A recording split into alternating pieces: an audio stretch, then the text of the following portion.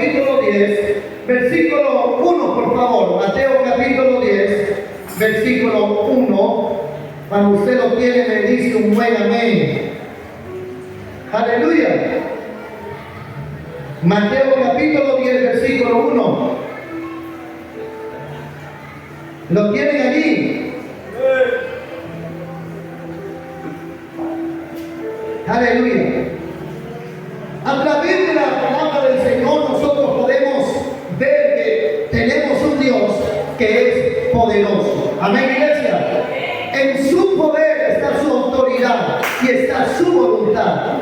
Por eso cuando Dios opera en un lugar sobre una persona, se está manifestando su poder y su voluntad, su propósito. ¿Está aquí conmigo?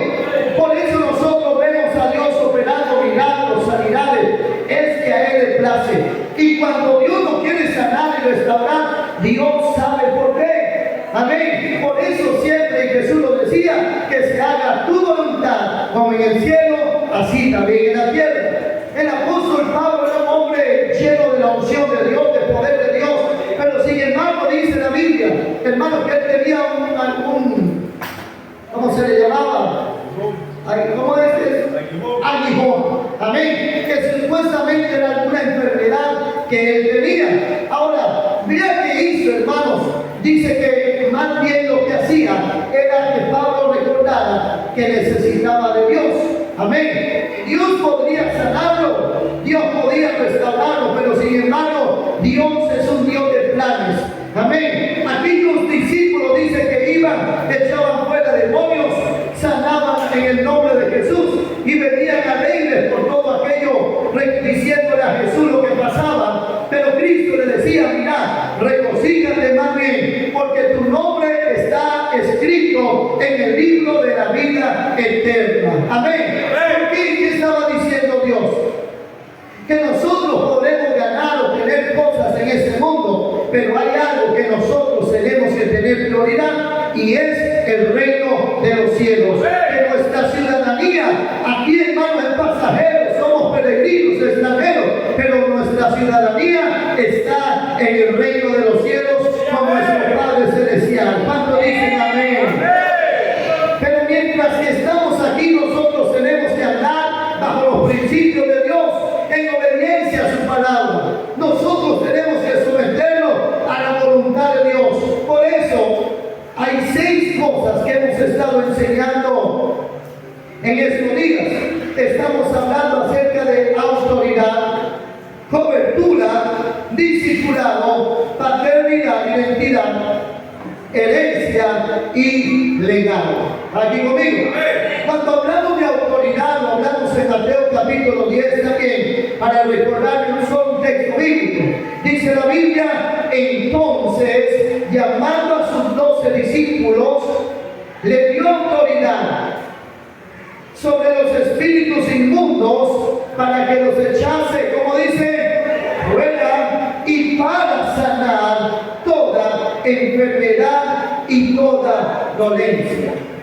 También la Biblia dice que cuando Cristo envió a los discípulos a predicar, los envió de 2 en 2 y les dio poder y autoridad. Ahora, cuando esto pasa, hermanos, esto se llama poder delegado. Cuando nosotros sabemos que fuimos delegados, enviados, en Mateo capítulo 28 también habla de eso, hermano. Ir por todo el mundo, predicar el evangelio. Eso es que nosotros operamos bajo una autoridad delegada. Amén. Cuando usted enfrenta al diablo, el diablo le va a decir: mira, pero usted quién es, ¿por qué usted viene a echarme fuera? ¿Por qué usted viene a quitar la enfermedad que yo puse sobre alguien? Entonces usted dice: en el nombre de Jesús. Ahí usted está demostrando quién te llamó, quién te envió, quién te dio la autoridad. Porque nosotros en nuestra propia fuerza no podemos. La Biblia dice que tu lucha no es contra carne y sangre, sino contra principados, potestades, gobernadores y huestes de maldad. Amén. La iglesia tiene que saber que necesita la autoridad para ejercer. Esto no es una autoridad que nosotros la ganamos por mérito. Cristo la ganó por nosotros, muriendo y resucitando, venciendo a Satanás y a la muerte. Pero dice Efesios que Cristo le dio poder y autoridad a la iglesia, que es su cuerpo. ¿Cuántos dicen amén? Como Cristo es la cabeza, Él es la cobertura principal, el ángulo, la piedra de la iglesia. Él es el fuerte, el santo de Israel. Por eso la iglesia no puede salir bajo su cobertura. Por eso hablamos número uno de autoridad.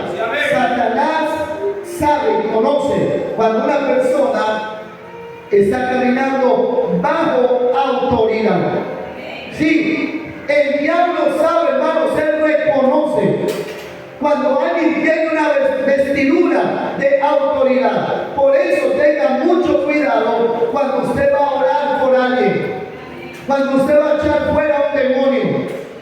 Hermanos, cuando una persona no tiene la autoridad para echar fuera demonios, no tiene la autoridad para hacer algo que Dios no le mandó a hacer, esa persona tiene que tener mucho cuidado, porque podría salir endemoniado, podría salir enfermo, golpeado, debilitado en su fe. Hemos visto casos, hermanos, en vidas de personas que por tener puertas abiertas, y eso le quita la autoridad a una persona, van a liberar a alguien, hermanos, terminan los dos endemoniados. Terminan los dos, hermanos, influenciados, enfermos. Muchos, hermanos, personas cuando no tienen ese nivel de autoridad, enfrentan demonios, hermanos, y guerras espirituales que sienten que es imposible para ellos lograrlo. Es porque no están en el derecho legal. ¿Están aquí conmigo? Por eso la cobertura es necesaria. Hablamos acerca del tercer nivel, que se llama discípulo. Toda persona, hermano, necesita ser discipulada, enseñada, necesita que le enseñen. Pablo dice en la Biblia que cuando tuvo el encuentro con Jesús, después fue donde Ananías era para ser enseñado, y oraron por él, pusieron las manos y le enseñaron la palabra del Señor, y después Pablo salió a predicar. Usted ve a los discípulos, hermanos, operando en una forma extraordinaria, pero primero fueron enseñados. Nosotros no podemos, hermanos, entienda esto. La iglesia necesita la palabra profética también, porque cuando le es revelado Dios a usted por sueño, por lo profético, por la palabra de Dios, usted puede operar en legalidad. Por eso todas esas palabras de promesa que Dios nos dijo, ustedes van a alcanzar, ustedes van a hacer, ustedes, y esa palabra profética nos da autoridad para nosotros operar. Y cuando usted opera, usted no está operando porque quiera, sino que una palabra poderosa usted está respaldando. Yo estoy aquí porque Dios me dijo que fuera. Yo voy porque Dios me envió. Yo hablo porque Dios me dijo. Me veo la autoridad. Eso es legalidad en el reino de los cielos. Ya comenzar a entender. Decía un predicador, uno de los primeros pastores que yo tuve, Pastor Alan Herrera, decía: el infierno está lleno de gente de buenas intenciones, personas que saben tal vez ir a hacer algo, no es bueno, no está mal, pero son intenciones sin delegar, sin autoridad. Gente que podría decir: mira, yo voy a hacer esto, pero Dios no lo envió a hacer esas cosas, y se está perdiendo de la bendición de la presencia de Dios en su vida. Por eso, hermanos, hay que reconocer autoridad, hay que reconocer las personas que Dios puso en autoridad. Ahora, en el nivel del discípulo, hermanos, hay que aprender a ser formado. Por eso hay gente, hermano, que le cuesta más que otros, porque resisten al Espíritu Santo, resisten su presencia, resisten la palabra. Recuerden, hermano, que Dios no derrama vino nuevo sobre odres viejos, porque se echa a perder. Por eso el Espíritu Santo, hermano, hoy en día está buscando gente que sean transformadas, que no vivan en la religiosidad, aquí conmigo, que no vivan tampoco en el legalismo, sino que sea una iglesia que le dé campo al Espíritu Santo, que la presencia de Dios descienda para sanar, para liberar. Eso es una iglesia que ha sido transformada. Me gustó una palabra y pude entender. El apóstol ese día dijo: esta iglesia está en transición. ¿Cuánto le escucharon? Amén. Esta iglesia está en transición. ¿Qué significa eso? Está en movimiento, está en cambio, está inmadurada la iglesia, se está desarrollando. Amén. ¿Qué significa eso, hermano? Que Dios nos está transportando, llevando de un lugar pequeño a un lugar todavía más grande. Y cuando hay una iglesia en transición, significa que todo lo que Dios tiene acumulado en el cielo, su promesa, su palabra, será desatado tarde o temprano. Significa que en ese lugar se levantan hombres y mujeres a predicar, a anunciar la maravilla del Señor. Algo puede creer. Gloria a Dios. Estuve en una iglesia allá en Guatemala un día. Se estaba construyendo para 5,000 personas. Una de las cosas que más me impactó de esa iglesia no fue solamente saber quiénes la estaban haciendo, porque era gente humilde, personas que trabajaban en el campo, taxistas, gente que andaba, hermano, vendiendo empanadas ahí. Esa era la gente que estaba construyendo una iglesia como de 5,000 personas. Pero algo que me impactó, hermano, fue la ubicación de esa iglesia. No había un pueblo grandísimo alrededor. No había, hermano, que fuera una ciudad enorme. Estaban un poco retirados. Pero sin embargo, por el llamado de Dios, por la obediencia de ellos, por la unción que había en ese lugar, el Espíritu Santo traía gente, hermanos, de todo lugar. Cuando estuve allá en Nicaragua esta última vez, ya me olvidé el nombre, Chichigalpa. Amén. La gente llegaba a ese lugar, hermanos, y era un lugar que parecía montaña todo. Cuando hay una iglesia que opera en unción y en autoridad, el Espíritu Santo los va a jalar a ese lugar. Sí, amén. Ahí conmigo. Cuando hay un lugar, hermanos, que está seco, está muerto, no opera la autoridad, la unción en ese lugar, la gente más bien quiere salir corriendo. No quieren estar en ese lugar, ¿verdad que sí? Ay, a mí me causa dolor, hermano, cuando llego a un lugar y se siente eso seco, se siente, hermano, terrible. Pero cuando uno llega a un lugar donde uno siente la presencia del Espíritu Santo y hay sanidad, hay milagros, hay liberación, hay unción, uno dice: wow, yo me siento bien en ese lugar. Me siento bien. Yo quiero más. Si uno está con aquel deseo. Sí, amén. Nunca se me olvida, en Cairo una vez llegó una pastora. Gloria a Dios. Estaban pastoreando en la lucha, me parece que era. Y esa pastora llegó y ese día oramos por ella. Estaba llorando, cayó al piso, recibió una unción preciosa. Y yo recuerdo, pastora, que ella llegaba, no tenía ella servicio entre semana, entonces llegaba a la iglesia y los fines de semana se iba a ministrar. Como un mes comenzó a llegar y Dios la fortaleció. En uno de esos días pudimos conversar con ella y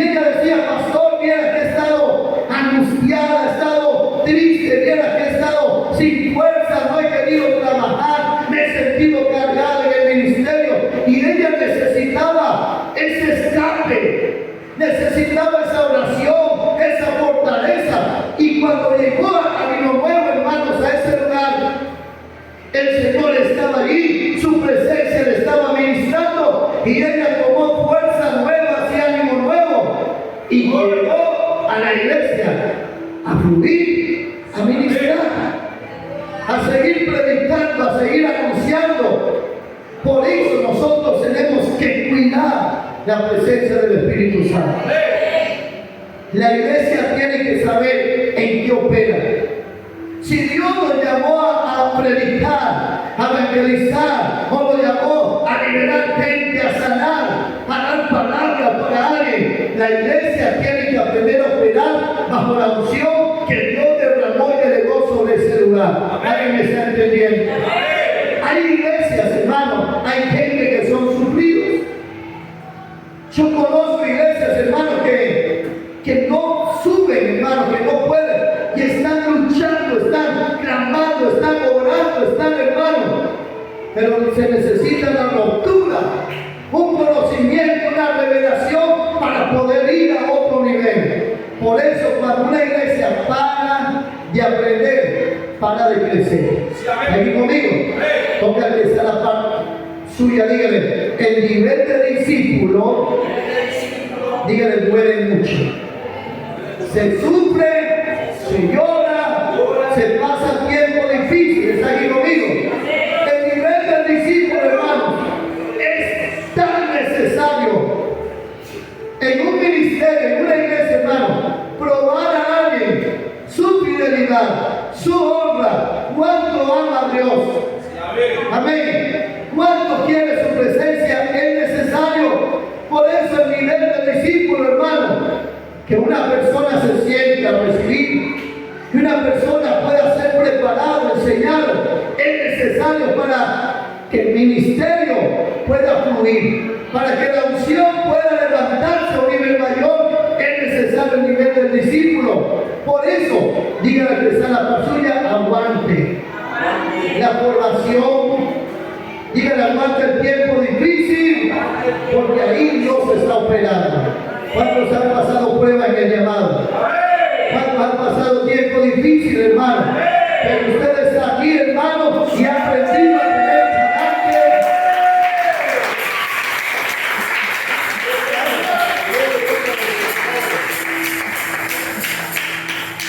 Gloria a Dios. Aleluya. Gloria a Dios. Hay algo que Dios primero hace en una persona, es formarlo. Sí, amén. Después le da esa identidad de hijo. ¿Sí? Amén. Cuando usted es hijo, usted se siente parte de la casa, Sí, amén. parte del ministerio, y usted quiere servir. Cuando usted es hijo, usted entra al lugar santísimo, dice, Abba Padre, y usted comienza ahora a traer. Hay dos tipos de personas.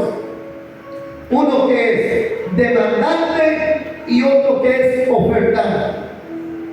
El demandante es uno, hermanos, que siempre está débil.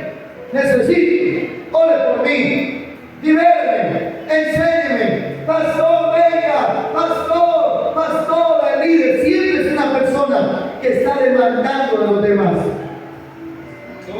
Hay una persona, hermano, que es demandante, siempre necesita y es necesario un tiempo que usted sea así, pero después de eso usted tiene que volverse ofertante. Porque la Biblia dice, de gracia recibisteis, dale gracias. Imagínese que usted toda la vida sea un demandante y demanda a la iglesia, pastor, venga a mi casa esta Navidad. Pastor, venga a orar por mí. Pastor, venga, úneme, pastor. Y siempre usted espera que todo el mundo haga algo por usted. Pero cuando usted se vuelve un ofertante, es una persona que ha ganado un lugar de fidelidad, de credibilidad, en carácter. Y usted tiene algo para dar a los demás. ¿Qué tipo de persona es usted? No significa que no tiene nadie que orar por usted, no. Sino que usted también puede ir a orar por alguien. Usted puede ir a echar fuera a los demonios